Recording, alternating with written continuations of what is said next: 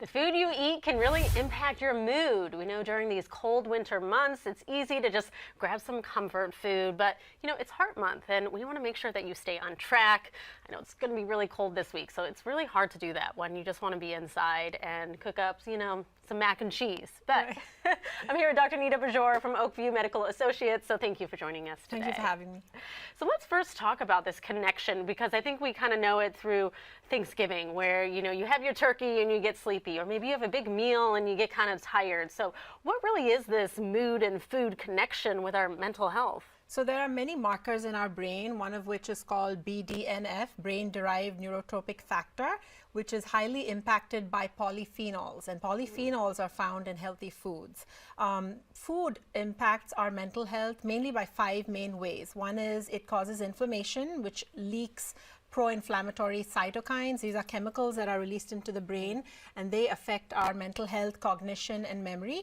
The other thing it does is it disrupts our gut microbiome. So the healthy bacteria, when we eat processed foods, it destroys the healthy bacteria, which thereby reduces the production of serotonin, which is primarily produced in the gut. They say, what's your gut feeling? That's because the gut produces our emotions and our mental health.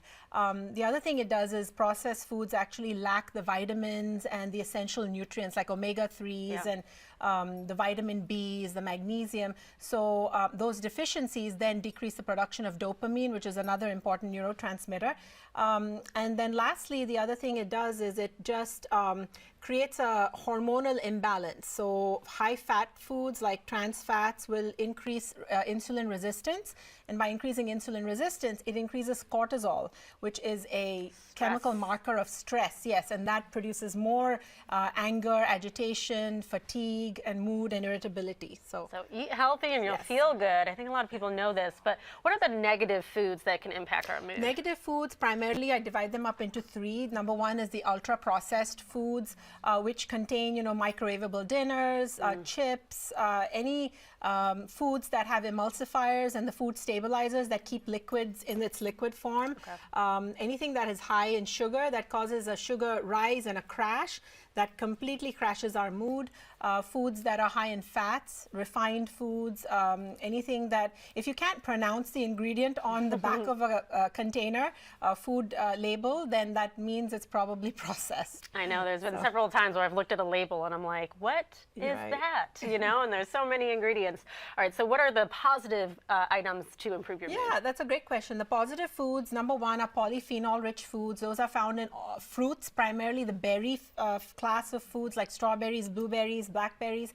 Omega-3 rich foods like salmon, the high fiber foods like fruits and vegetables, chia seeds, flax seeds, folate-rich foods like green leafy vegetables like spinach, cantaloupe, and lentils. And then we have vitamin D sources like fish, fatty fish, and egg yolks. Those are very high. And vitamin D actually is not found in food sources. So a lot of foods are fortified with vitamin D, like dairy. So that's how you can get healthy foods that affect our mental health. In the sunlight, right? Like just try to get outside a little bit. So sunlight doesn't actually give us vitamin D, but it helps convert our vitamin D into its active form in the skin. Okay, so it helps the process. Yeah, sun is just very rejuvenating and makes you feel good when we have sun like today. So. And I just want to go really quick. You have a few tips on how to pick out the best food. Just go over that. Yeah, number 1 would be really reading the ingredient labels. I also believe in trying to cook at home as much as possible, taking charge and ownership of your own health, making sure you check out the ingredients.